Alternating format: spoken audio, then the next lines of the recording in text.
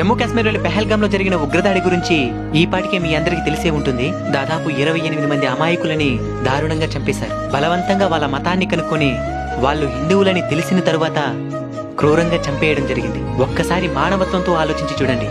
నువ్వు నీ కుటుంబమే అక్కడుండి నీ కళ్ళ ముందే నీ తల్లిదండ్రుల్ని, భార్య బిడ్డల్ని, స్నేహితులందరినీ చంపేస్తూ ఉంటే ఎంతటి ఆవేదనని అనుభవించుంటారు. భర్తని చంపేశారనే బాధలో భార్య తనని కూడా చంపేయండి అని అడిగితే, నిన్ను చంపము, ఇక్కడేం జరిగిందో వెళ్ళి మీ మోదీకి చెప్పు అన్నాడంట. సాక్ష్యాధారాలతో సహా ఉన్నాయి. అయినా ఇప్పటికీ వాళ్ళనే సపోర్ట్ చేసేవాళ్ళు మన దేశంలోనే ఉన్నారని చెప్తే నమ్ముతారా?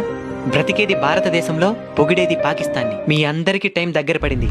వినాశకాలే విపరీత బుద్ధి అని పెద్దలు ఊరికే అనలేదు. ఇప్పుడు వాళ్ళు చేసిన తప్పుకి పాకిస్తాన్లోని ప్రతి పౌరుడు బాధపడాల్సిన పరిస్థితి ఏర్పడింది. పోయి చెప్పమని చెప్పినాడు కదా మోదీకి, విన్నాడాయన. అందుకే పాకిస్తాన్కి వాటర్ సప్లైని కట్ చేసినాడు, రవాణాని నిలిపేసినాడు. ఇక్కడుండే పాకిస్తాన్ వాళ్ళని పాకిస్తాన్కే పంపించేస్తున్నారు. ఇక పాకిస్తాన్ నుంచి భారతదేశానికి వచ్చి బతికే అవకాశమే లేకుండా చేసినాడు. ఒక తప్పు జరుగుతున్నప్పుడు ఇది తప్పు అని ప్రశ్నించకపోతే రేపు అదే తప్పుకి మనం కూడా బలవక తప్పదు. ఇది ఇంతటితో ఆగదు. మా భారత ప్రధాని మీద, మా భారత సైన్యం మీద మాకు పూర్తి నమ్మకం ఉంది. మేము ఒకరి జోలికి వెళ్ళాం, మా జోలికి వస్తే వదిలిపెట్టాం. జై భారత్, జై హింద్.